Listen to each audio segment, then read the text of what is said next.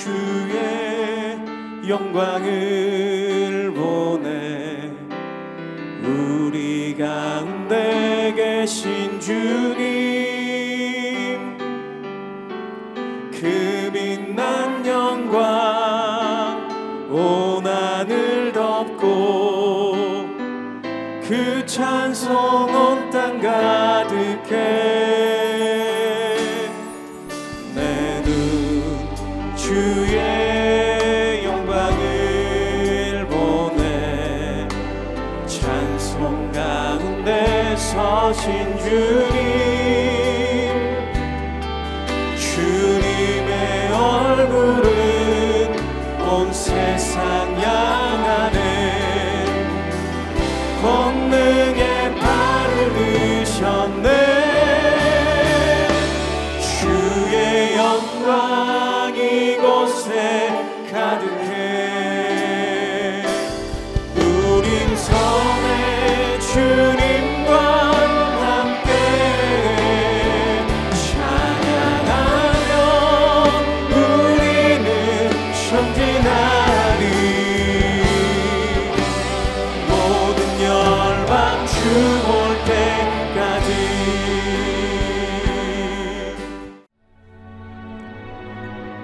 이고니온에서 두 사도가 함께 유대인의 회당에 들어가 말하니 유대와 헬라의 허다한 무리가 믿더라. 그러나 순종하지 아니하는 유대인들이 이방인들의 마음을 선동하여 형제들에게 악감을 품게 하거늘 두 사도가 오래 있어 주를 힘입어 담대히 말하니 주께서 그들의 손으로 표적과 기사를 행하게 하여 주사 자기 은혜의 말씀을 증언하시니 그 시내의 무리가 나뉘어 유대인을 따르는 자도 있고 두 사도를 따르는 자도 있는지라. 이방인과 유대인과 그 관리들이 두 사도를 모욕하며 돌로 치려고 달려드니 그들이 알고 도망하여 루가오니아의 두 성 루스드라와 더베와 그 근방으로 가서 거기서 복음을 전하니라. 루스드라에 발을 쓰지 못하는 한 사람이 앉아 있는데 나면서 걷지 못하게 되어 걸어본 적이 없는 자라. 바울이 말하는 것을 듣거늘 바울이 주목하여 구원받을 만한 믿음이 그에게 있는 것을 보고 큰 소리로 내 발로 바로 일어서라. 그 사람이 일어나 걷는지라. 무리가 바울이 한 일을 보고 루가오니아 방언으로 소리질러 이르되 신들이 사람의 형상으로 우리 가운데 내려오셨다. 바나바는 제우스라 하고 바울은 그 중에 말하는 자이므로 헤르메스라 하더라.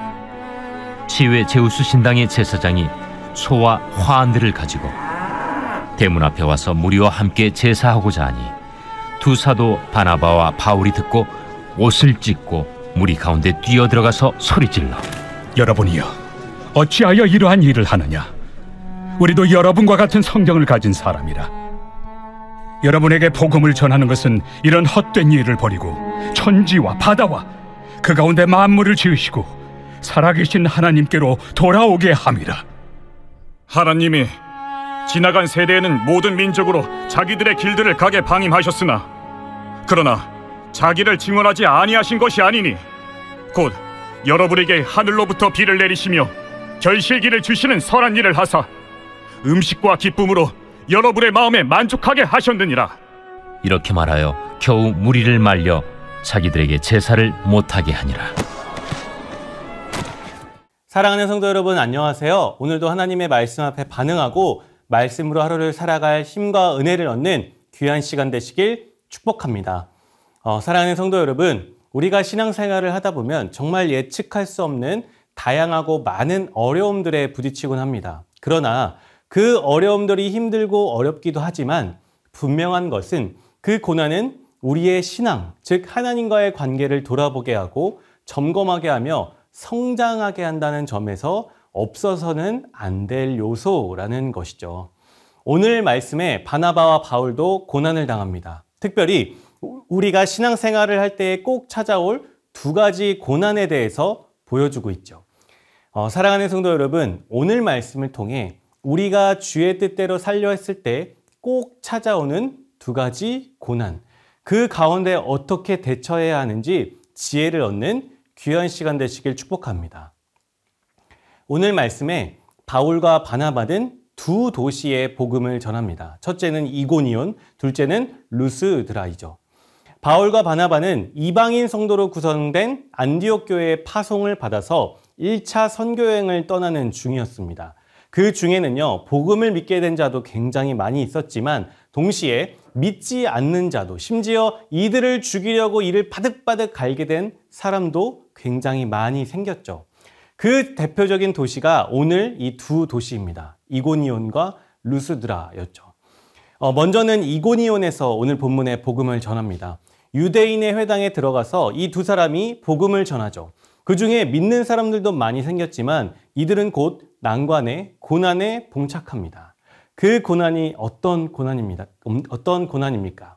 첫째, 사람들의 미움입니다. 2절에 그러나 순종하지 아니하는 유대인들이 이방인들의 마음을 선동하여 형제들에게 악감을 품게 하거늘. 5절에 이방인과 유대인과 그 관리들이 두 사도를 모욕하며 돌려 치려고 달려드니.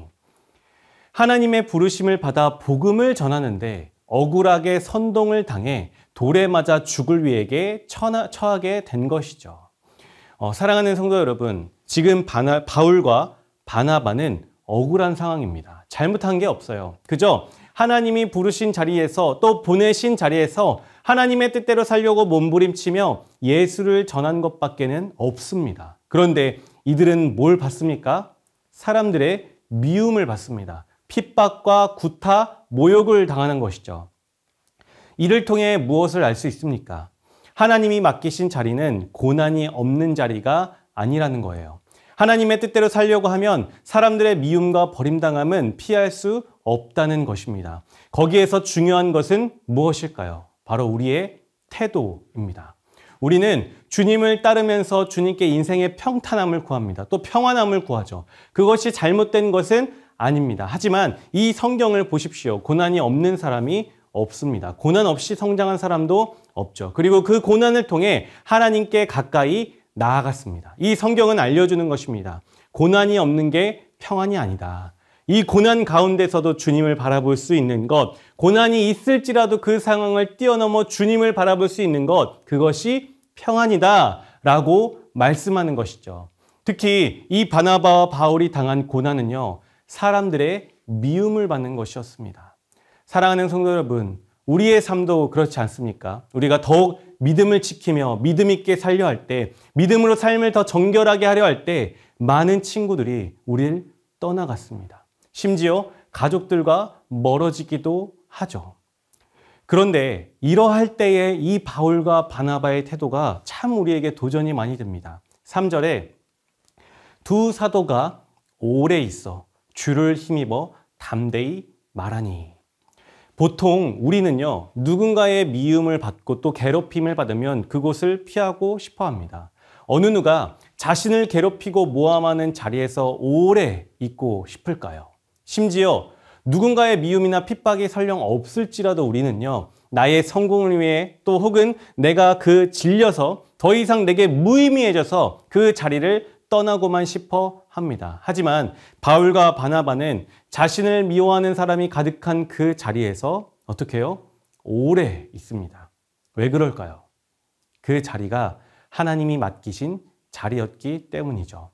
결국 5절에 가서야 이들이 돌로 침을 당하려 할 때, 그때에서야 비로소 다음 도시로 옮겨갑니다. 하지만 지금 나에게 악감을 품은 미움을 하는 사람이 많을지라도 이들은 당장 옮기지를 않아요. 왜요? 비록 나는 미치도록 옮기고 싶을지라도 성령님이 이곳에 있게 하시니까. 아직 하나님의 뜻이 이곳에 머물러 있으니까. 바울과 바나바는요, 옮기지 않습니다. 하나님이 옮기라고 하실 때에, 하나님의 뜻이 있을 때 이들은 맡기신 자리를 옮기신 것이죠. 이들이 겪은 두 번째 어려움은요, 바로 사람들의 칭찬입니다. 첫째가 사람들의 미움이라고 말했는데 둘째 어려움이 사람들의 칭찬이라고 하니 참 아이러니하죠. 바울과 바나바는요, 이고니온에서 돌맞을 위협을 당해서 루스드라라는 도시로 옮겨가게 됩니다. 그곳에서도 또 말씀을 전하다가 나면서부터 걷지 못했던 자를 치유하는 기적을 행합니다. 그러자 거기 있던 사람들이, 무리가 어떻게 합니까? 꽃과 소를 가지고 오더니 소리칩니다. 신이다. 신이 나타났다. 이들이야말로 신이다. 이들에게 제사를 바치고 숭배하자. 그때 바나바와 바울이 뛰어들어서 어떻게 할까요? 어찌하여 이런 일을 벌입니까? 하며 자기 옷을 다 찢어버립니다. 사랑하는 성도 여러분, 보통 성경에 옷을 찢는다는 표현이 나누면 보통 화가 나고 분통할 때 그러한 행동을 합니다. 그런데 이 둘은요, 지금 사람들의 칭찬을 받을 때, 사람들의 평판이 좋을 때 옷을 찢어버립니다. 왜 그럴까요?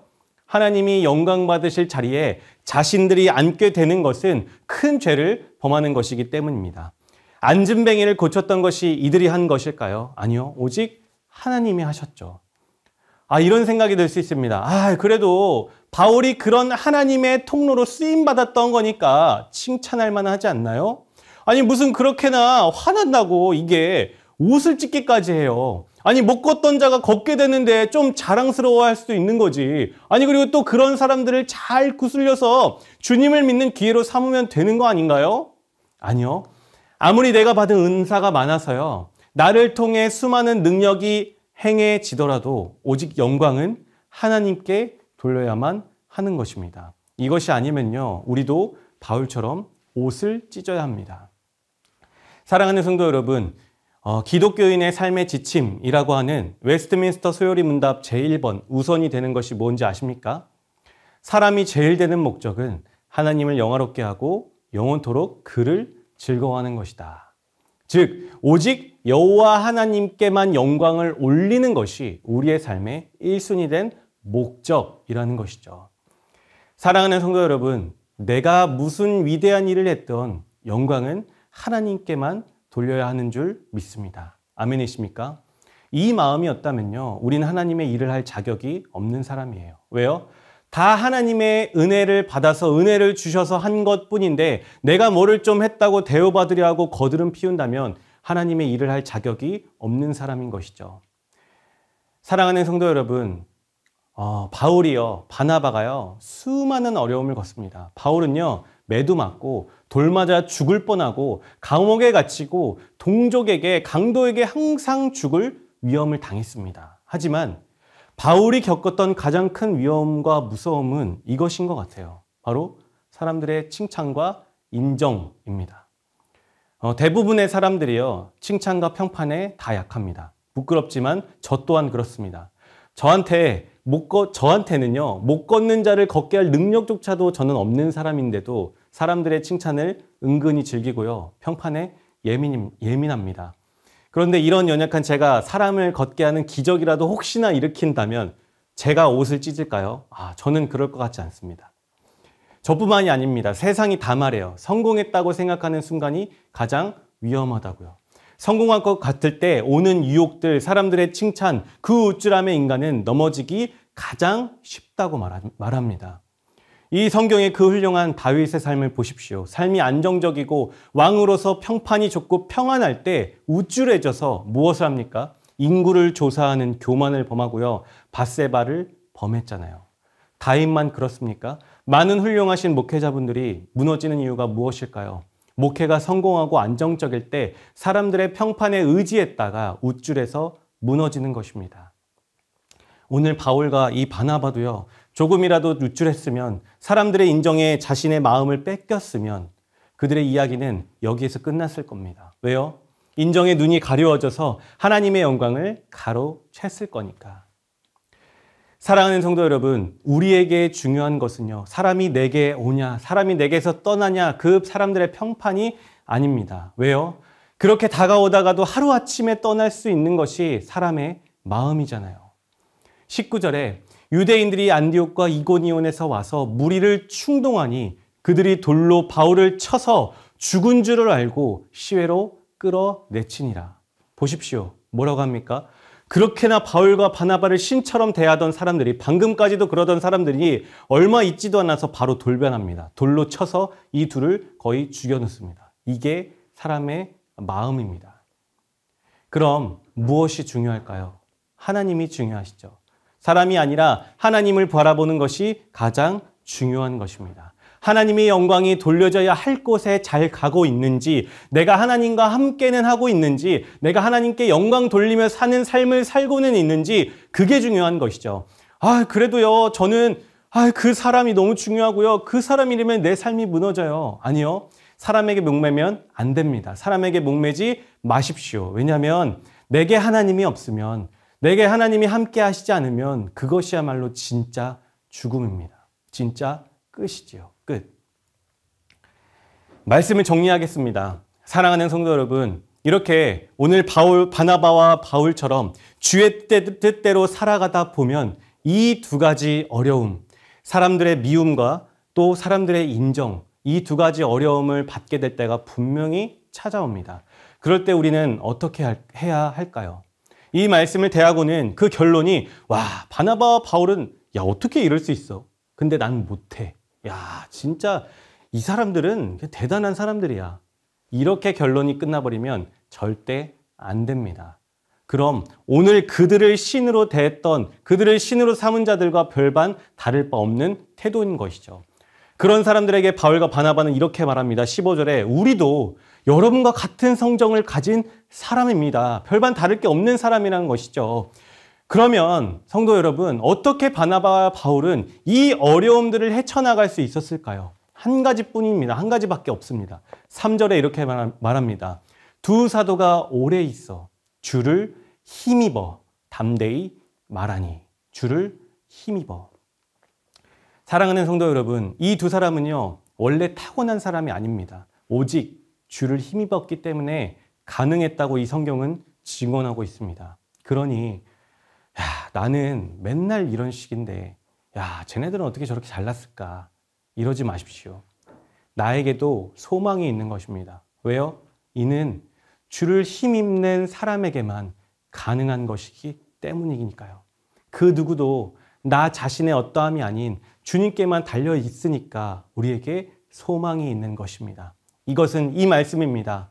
갈라디아서 2장 20절에 내가 그리스도와 함께 십자가에 못 박혔나니 그런즉 이제는 내가 사는 것이 아니요 오직 내 안에 그리스도께서 사시는 것이라. 이제 내가 육체 가운데 사는 것은 나를 사랑하사 나를 위하여 자기 자신을 버리신 하나님의 아들을 믿는 믿음 안에서 사는 것이라. 아멘. 사랑하는 성도 여러분, 이 십자가 복음을 의지하고 복음이신 그리스도를 힘입으셔야만 합니다. 내가 사나 죽으나 나의 주인이신 그리스도를 위해 사는 것이지요. 이 복음을 의지할 때에만 이 두 가지 어려움, 사람들의 미움과 칭찬에서 자유로울 수 있는 것입니다. 이 복음이 나를 자유케 하는 것이죠. 나는 죽었다고 하는데 사람의 미움이 뭐가 두렵겠습니까? 내 안에 예수님이 사신다고 하는데 그 예수님을 바라보며 산다는데 사람들의 인정이 왜 중요하겠습니까? 오직 예수님을 믿는 그 믿음 안에서 사는 것 뿐이지요. 이것이 오늘 본문에 바나바와 바울이 보여준 날마다 주를 힘입어 사는 삶인 줄 믿습니다. 목사님, 그래도 나는 원래 겁도 많고 눈치도 많이 보이고 사람의 평판에 좌우되고 갈급하고 칭찬에 약한 사람이라 난 안 될 것 같아요. 아니요. 내가 그런 사람인 건요, 우리 주님께 전혀 문제가 되지 않습니다. 우리 주님께 중요한 건 단 하나예요. 내가 이 예수님과 함께, 내 주인과 함께 죽고 또 주인과 함께 살고 있느냐. 내가 그리스도를 주인으로 모시며 함께하며 이 십자가 복음을 믿고 의지하고 있느냐. 이것인 것이죠. 그럴 때에야 성령님이 여러분을 붙드시는 것입니다. 그럴 때에야 성령의 능력으로 오늘 바울과 바나바처럼 살게 되는 것이죠. 그럴 때야 비로소 이 내 모나고 약하고 부족한 것들이 하나님이 살아계시는 증거가 되고 간증이 되는 것인 줄 믿습니다. 그렇게 주님의 십자가 복음을 정말로 내 삶의 고백으로 믿고 또 주를 힘입어 그렇게 날마다 살아가는 귀한 모든 성도님들 되시기를, 또 그런 하루 되시기를 간절히 축복합니다. 오늘 기도 제목 읽고 함께 기도하시겠습니다. 날마다 하나님의 뜻을 구하게 하셔서 주께서 맡기신 자리, 주의 뜻이 있는 자리에 있게 하옵소서. 아멘. 사람들의 칭찬과 인정에 좌우되지 않게 하시옵고 오직 주께만 영광 돌리는 삶을 살게 하옵소서. 아멘. 그리스도와 함께 죽은 형편하는 나의 어떠함이 아니라 오직 내 안에 사시는 예수 그리스도만 의지하고 바라보며 고백하는 삶을 살게 하옵소서. 아멘. 우리 함께 기도하시겠습니다.